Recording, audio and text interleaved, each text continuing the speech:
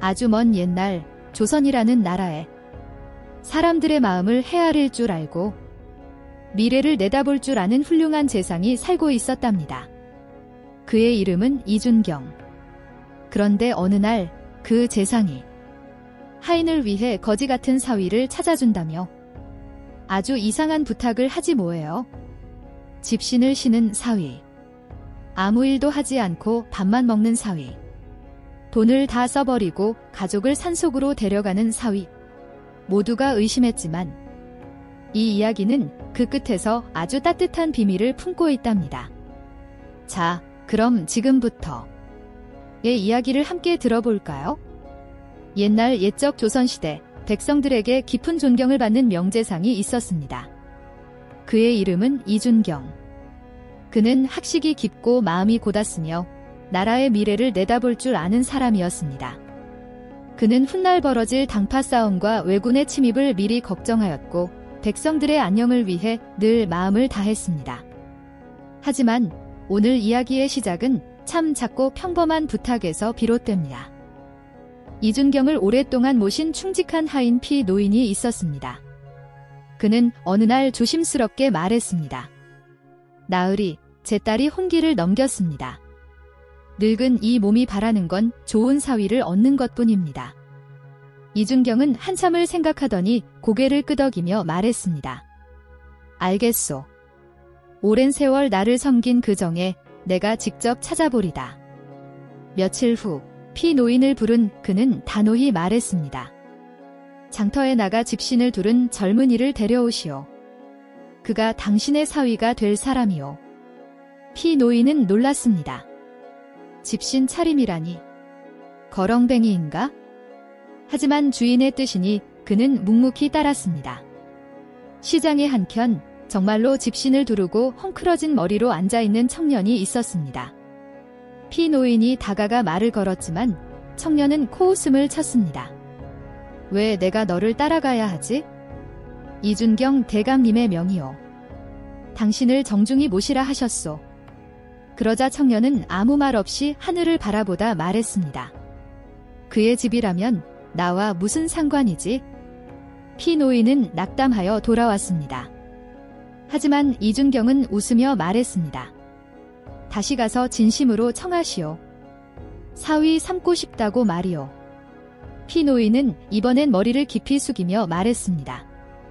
제 딸의 남편이 되어주시길 간청드립니다. 청년은 조용히 고개를 끄덕였습니다. 혼례는 하루 만에 치러졌습니다. 피 노인은 제대로 준비도 하지 못해 마음이 무거웠지만 이준경은 말했습니다. 내일이 지나면 그 청년은 사위가 되지 못할 것이오. 어쩔 수 없이 서둘러 치러진 결혼식. 놀랍게도 집신을 벗고 혼례복을 입은 청년의 모습은 품격이 있었고 눈빛에는 깊은 고요함이 감돌았습니다. 그러나 그날 이후 청년은 아무것도 하지 않았습니다. 하루 세 끼 밥만 먹고 방에 누워만 있었습니다. 피 노인과 그의 딸은 실망했고 깊은 한숨만 쉴 뿐이었습니다. 몇 달이 흐른 어느 날 청년은 말끔히 씻고 단정히 옷을 차려입었습니다. 그날 이준경이 피 노인의 집을 찾았습니다. 두 사람은 방 안에서 오래 대화를 나눴고 돌아서는 이준경의 얼굴은 어딘가 쓸쓸해 보였습니다. 잠시 후 청년이 피 노인에게 말했습니다. 아버님, 어서 대감님의 집으로 가십시오. 곧 운명을 맞이하실 겁니다. 뭐라고? 설마. 놀란 피 노인이 달려갔을 때 이준경은 쓰러져 있었습니다. 그는 마지막 힘을 내어 웃으며 말했습니다. 그 사위는 평범한 사람이 아니오. 그를 믿고 따르시오. 장례가 끝난 뒤 청년은 피 노인에게 3,000냥을 달라고 했습니다. 장사를 시작하겠습니다. 도와주십시오. 피 노인은 유언을 기억하며 아무 의심 없이 돈을 건넸습니다. 그러나 몇 달 후 청년은 빈손으로 돌아왔습니다. 사업이 실패했습니다. 돈이 더 필요합니다. 피 노인은 집을 팔아 또 돈을 주었습니다. 하지만 또 실패. 심지어 이준경의 두 아들도 유언을 따라 재산을 내주었지만 그 모든 것이 물거품처럼 사라졌습니다. 피노인의 얼굴은 점점 말라갔고 마음은 무너졌습니다. 이 모든 것이 과연 옳은 길이었을까? 하루는 청년이 말했습니다. 이젠 서울에 살 수 없습니다. 모두 함께 떠납시다. 이해할 수 없었지만 가족은 따라 나섰습니다. 그 외엔 달리 선택지가 없었기 때문입니다. 험한 산을 넘고 골짜기를 지나 산 꼭대기에 도달했을 때 청년은 긴 천으로 줄을 만들어 말했습니다. 이 줄을 타고 내려가십시오. 모두 의심했지만 결국 차례차례 내려갔습니다. 줄 끝에 도착한 그곳은 전혀 다른 세상이었습니다. 넓은 논밭, 기와집, 가득한 곡식 창고, 맑은 물. 모두가 눈을 비비며 말했습니다.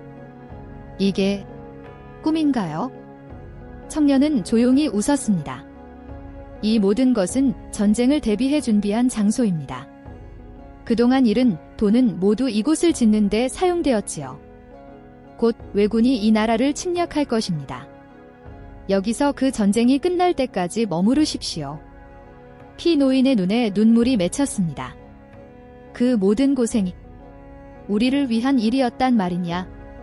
청년은 아무 말 없이 고개를 끄덕였습니다. 몇 해 뒤 전쟁은 끝났습니다. 가족은 무사히 살아남았습니다. 어느 날 아침 청년은 말했습니다. 이제 제 일은 끝났습니다. 전 떠나겠습니다. 피노인은 묻습니다. 너는 도대체 누구냐? 청년은 조용히 대답했습니다. 이준경 대감님의 부탁을 받은 자일 뿐입니다. 제 이름은 알릴 필요가 없습니다. 그리고는 조용히 사라졌습니다. 그 뒤로 사람들은 그 청년의 이름도 정체도 알지 못했습니다. 그저 피노인의 사위라 불렸습니다. 그러나 그를 기억하는 이들은 모두 압니다.